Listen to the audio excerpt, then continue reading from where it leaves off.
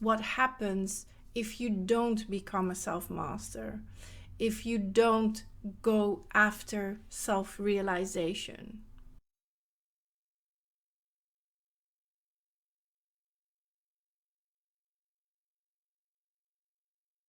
Number one, if you don't master the self, you'll always jump from project to project, never sticking around long enough to build momentum.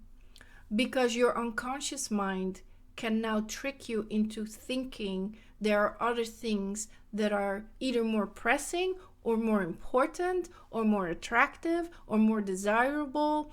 You will never be able to focus and stick to one thing. Your mind will keep jumping from one place to the other place, and this distraction stops you from becoming. The whole purpose of the unconscious mind is to stop you from becoming. And so often we have this idea that our unconscious mind is here to make me feel bad, is here to, I can't control my negative thoughts. So how can I deal with my unconscious mind so I can prevent myself from having negative thoughts so that I don't feel bad? That's a superficial idea of the unconscious mind. But the bigger picture idea of the unconscious mind is... Welcome to Self-Mastery School for Moms, where you learn how to silence your inner saboteur, awaken your energy body, and connect to your higher self. You will go from mom to master, so you can make each day your masterpiece. My name is Janice Nelson, author and self-mastery teacher of Fabulous One Philosophy. I'm on a mission to help you become the awakened mom. You are Fabulous One, and all you have to do is remember what you forgot. Is that she is literally trying to block you, well, literally, metaphysically speaking, on a metaphysical level, she's trying to block you from your soul. She's the veil. And she places that veil in front of the soul so you can't see your soul. You can't see your own light. You're covered in darkness. So if the unconscious mind is still there and you don't master the little self, she's going to distract you with projects and shiny objects and other things, and you're going to bounce from one thing to the other thing to the other thing, never really fully committed. Even relationships, you'll never be really fully committed, never all in, always sleeping with one eye open, wondering if this person is the one, right? Even if you're married, you will have these questions. Even if you're married, you will have these distractions. It doesn't matter if you're already married, you're still going to question whether you made the right choice. You're not all in, not the whole 100%. So it's very important you master the self. It's very important you become a self-master, because you will be able to stick to one project or one person or one thing, and it's going to completely enhance your lives in ways that you cannot possibly imagine yet, because you haven't sticked around long enough to build that momentum. The second reason, which is going to sting a little, hold on, okay, let me explain. You're going to get comfortable and lazy. And this is something we really have to admit to ourselves, because it's so in our face, but we are in denial. When we don't want to do our exercises, we don't want to be healthy, we don't want to cook our own food anymore. We don't have to cook anymore, right? Those commercials I see online, I'm like, oh my God. I don't want to pass this on to my daughter. I don't want her to think that she doesn't have to cook anymore. She definitely has to cook, and she has to learn how to create healthy, nutritious meals in order to take care of her body and be healthy and happy, because mind and body are connected, and whatever you feed your body will definitely play a very dominant role in how your mind functions and operates. So if we're getting comfortable and we no longer do the work to take care of our health, to take care of our body, we become lazy, lethargic, and there's just no energy to create. There's no energy to do new things. There's no energy to go after your dreams and goals because you don't master the self. So the self, the little self, is always going to try and put you in that place of complacency, always going to try to keep you standing still. And it's going to take conscious effort to first become aware of what's going on, because very often we're in the moment and we don't feel like it. But it's that in that moment that we have to become aware that our unconscious mind is literally putting us to sleep, and then turn it around, change it, and tell yourself that you can do it, and you want to be active, and you want to take care of yourself, and you want to be more in alignment. The first step is to make that decision. The first step is to tell yourself, I want to do better. Once you make that decision, you can go about figuring out, okay, which steps to take. And so my big thing, of course, here on YouTube and by creating Fabulous One Philosophy, I'm saying the best steps to take is towards self-mastery. Now, the third one is a very heavy one. But if you don't master the self, your marriage will suffer, either due to neglect because your focus is somewhere else, or because of boredom, because you will never be able to reach your husband at the level of depth you would like to reach him, because you did not reach yourself yet. Because the little self is literally in the way. She's in the way, and she's preventing you from making those deep connections that you really want, that everlasting love, that unconditional love feeling that you really want with your husband, but you're afraid to ask the tougher questions. You're afraid to show your vulnerability. You're afraid to be honest about how you feel. And so it gets masqueraded a lot with accusations or blaming and pointing fingers. But if we really want to create that true connection, we need to be able to see past that surface level. And the surface level is the veil that is being upheld by the inner saboteur. So if you don't master the self, that veil will still be there, and it will feel practically impossible to reach that deeper level. But you'll yearn for it. You really want it. You really want it, because the real self, the real you, is your soul. The soul will never stop shining her light. So you feel in the back of your mind, in your gut, like, I should be able to connect to my husband on a deeper level, but I can't. And then it gets frustrating, and then you start blaming him or accusing him of not willing to do the work. But the truth is, and I had to also be truthful with myself, that the truth is I wasn't willing to do the work. The truth is I wasn't doing my inner work. And when I finally decided I'm going to do my inner work, I'm going to reach myself at the depth that I cannot possibly imagine how deep it is in that moment, but we'll find out. I'm going to decide to be brave and courageous and find myself. As I did that, I found my husband in return and created this beautiful, sacred marriage that I know now is unbreakable. So it's very important. If you do not master the self, relationships will suffer. Reason number 4. This is a good one. This is the red line of my life. And this is my personal reason, my personal goal that I set for myself. I mean, I have many reasons for creating Fabulous One Philosophy, right? But this one is really close to my heart. This one really applies to me. And reason number 4 is that you will keep procrastinating and sabotaging your good ideas. Never fully 100% execute on it. Always second guessing, always doubting yourself.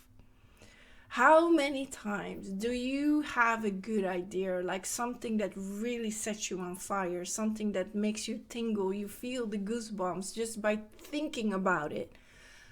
But then for whatever reason, something happens, a phenomenal excuse, not just a good excuse, but such a phenomenal excuse that if you'd explain it to other people, they would automatically say, they would automatically say, yeah, I understand, makes complete sense. Yes, I would have stopped too. Right? And so it's going to be very rarely that you're going to meet that person who's going to kick your butt and say, what? No, you don't get to quit. No. You just don't see yourself for who you really are. You don't get to quit on yourself. I know who you are. You are a fabulous one. You just forgot. And I'm here to remind you. So you better pick yourself up and dust yourself up and go at it again. Right? But how many people, most people in your environment, in your direct environment, are not going to inspire you to not give up, because the chances are they themselves have given up on themselves many times. So even if they wanted to inspire you to not give up, out of shame and guilt for their own personal failures, they will be quiet. Even though they have full right to tell you, come on, keep going. But they're very conscientious about their own life and the things they are and are not doing. And based upon their own perspective of reality, that's the advice you will get. Now, how many people do you know in your circle, your inner circle, in your direct environment, are fully 1000% going after their goals and fulfilling their dream life? Right? So that should already tell you that if you don't master the self, there is nobody in your environment who's going to do it for you. And it becomes even more devastating when you procrastinate and sabotage and then find this amazing, phenomenal excuse not to follow through and not to go all the way to the finish line. And that's why I am so passionate about being here on YouTube. But I also had to prove it to myself. And so the latest thing, or the most recent thing that I can show you as proof, is that I decided I'm going to write a book. And this time I'm going to follow through. I'm not just going to say I'm going to write a book and then not do it, or after 6 months or 1 year, whatever time you need to write a book, then find a phenomenal excuse not to do it. I didn't give myself excuses. I didn't give myself a deadline. I said, I'm going to write the book. I wrote the book. 7 years later, the book was written. And it didn't take me 7 years because I was procrastinating. It took me 7 years because I went through a profound spiritual awakening. And then I went back again into the rabbit hole to write down the complete methodology, all the steps that I have had to take in order to get here. And that's what I wrote for you in this book. All the steps that I had to take in order to get to this place where I am right now, which is master of self. So to me, this is proof. It proves to me. It doesn't matter what the world thinks of it. It doesn't matter if the world believes me. I believe me, because I told myself to do something and I did it. So once you are a master of self, you're going to set goals that you can execute upon, and you're going to hold yourself accountable. And you're no longer going to give yourself a deadline. You're just going to tell yourself this is going to get done, no matter how long it takes. And so that's why it's very important you become a master of self, because otherwise the little self can always put you back to sleep, can always veil you. And then in order to protect yourself, to save face, You come up with a phenomenal excuse. The fabulous self, the conscious mind, comes up with a phenomenal excuse why she's not doing the work. Reason number 5. This one is even more dramatic. Yeah, I'm going to like show you the pain, but I'm also going to like kind of squeeze you and, rub it in a little bit, because I want to get through to you. I really want you to understand this. When you're not a master of self, you're going to unconsciously neglect your body because you're under the illusion that money will solve all your problems, until the doctor tells you that you have cancer or another disease money can't solve. Your interest in your inner world, your emotional state, and your ability to connect to yourself on a heart level will not be there if you're not a master of self. It will be very, very difficult, and you will be constantly tempted by shiny objects. I'm not saying don't make money. I'm not saying don't go after your dreams and goals, but not to the extent where you neglect your body. That's where you really have to draw a line, because your body is the only house you have to live in. And if you can't live in your body, then where are you going to go? You're going to go back to source. So it's phenomenal you want to self-actualize, go after your dreams and do the things you want to do. That's absolutely amazing. Do them, but make sure that your body is priority number 1. Your health is priority number 1, not making money. Making money should be number 3 or 4 or 5. It should be on the list, yes, but it should not be the priority. And sometimes that's really hard to see. The priority is really hard to see when you're not a master of self, because the little self veils the intrinsic motivation and only makes you focus on the extrinsic, extrinsic motivation. At the end of the day, money is not going to give you that guarantee that your life is going to be full of happiness and health. But that's going to be really hard to fall in alignment with. It's going to be really hard to really accept that on a deeper level if you are not a master of self, and therefore you will make decisions that are not going to be in your best interest, that are not going to be in the best interest of your health. And you will only stop when the doctor tells you to stop. But sometimes that means it's too late. The 6th reason why you need to become a master of self is that you're going to be on this treadmill of trying to prove your worth, trying to be everything for everybody.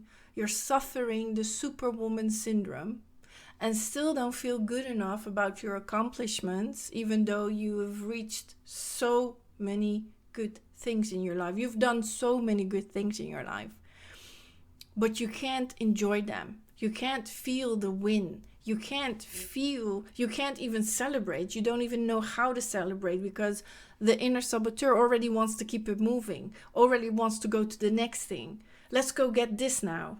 Since we obtained this, or since we've earned this, or since we have this status, now let's go to the next status. You never really get to enjoy being accomplished. You never really get to feel accomplished. I had that as well when I was modeling back in the days. I was doing very well. I was very successful, but it never occurred to me in my mind I had accomplished something.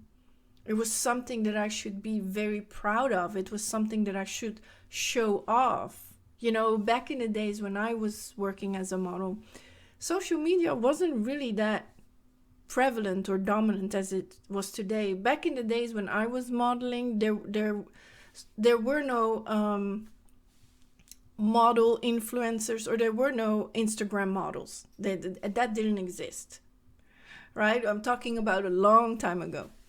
And so there was no social media. It was just me going to work, doing my job, which is taking pictures. And it's not as glamorous as you think it is, but that's maybe a story for another time or another video. But you literally show up, nicely washed hair, no makeup on your face, because you need to go to work and they're going to create you into something that they visualize for that image or for that brand that you're working for. And at the end of the day, you jump in your car and you get to go home, and the rest of the evening is just normal. Just have dinner with your husband and you just watch TV and that's it. And so you don't really get to fully understand or absorb, when you're not a master, when you're not a self-master, the amazing things that you are doing, because the little self is going to normalize it. She's going to make you feel like, yeah, okay.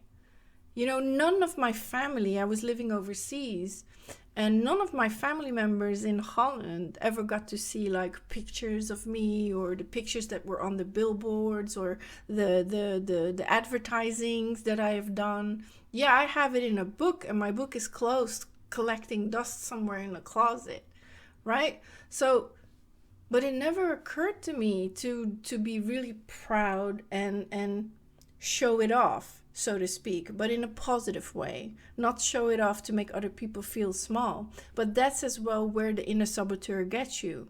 The inner saboteur will keep you small, even though you're shining so bright, and even though your light is so bright, and even though you're doing amazing things that you have the right to talk about, you have the right to brag about, you won't, because the inner saboteur will tell you who you think you are.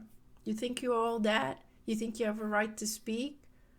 Just just because you're taking a couple of pictures, now you think you're all that? So you got to be careful, because your inner saboteur will constantly stomp you into the ground. So you got to become a self-master. Otherwise, you're going to fall prey to this superwoman syndrome, completely exhaust yourself trying to do everything for everybody, but also try to keep the world happy.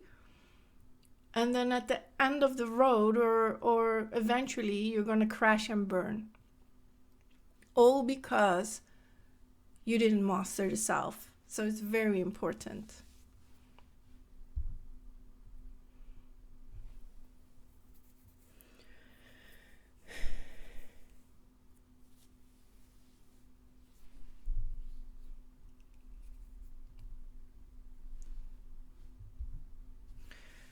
Reason number 7, this is very important to us women. If you don't master the self, you're going to keep making new friends and turning them into enemies, because your inner saboteur is suspicious of every woman she meets. If you don't master the self, it means that you are on a lower vibration.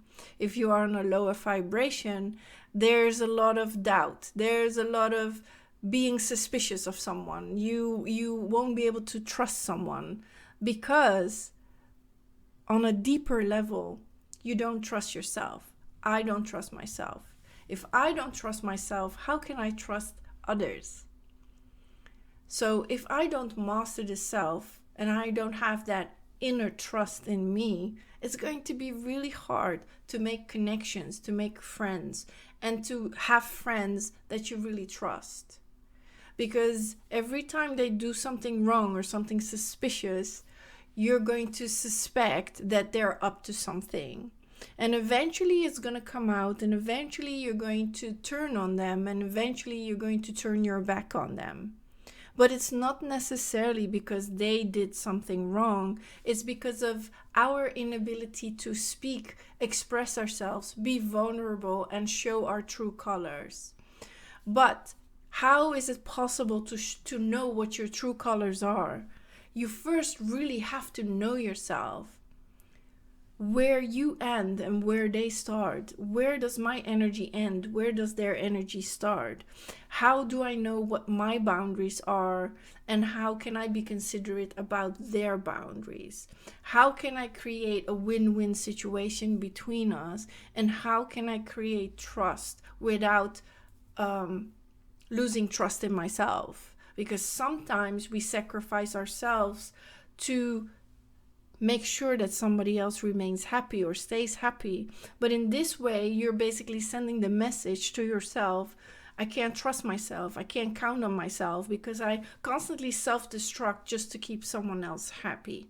So if I'm not a master of self, I'm going to constantly self-destruct to keep other people happy. And then as a result of that, I'm going to get angry and then turn on the people because they made me do it. They made me behave in this way. They make me feel disrespected. They make me feel unappreciated. But at the end of the day, I'm not a master of self. How do I even know the difference?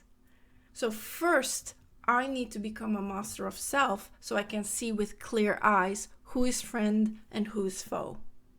Otherwise, the inner saboteur will constantly be able to distort your vision. Reason number 8 is that if we're not a master of self, we're going to be distracted by a lot of things, and therefore we miss out on truly connecting with our children. Our children are suffering the most when we women aren't conscious.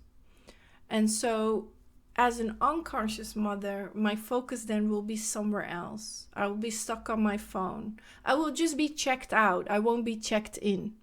I will find distractions to keep my mind occupied.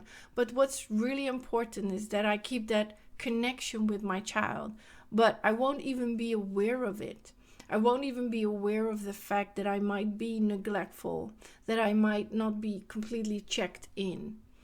So when you find yourself not making the time and energy or effort to really connect with your children, the only way to really snap out of that is to become aware of it first.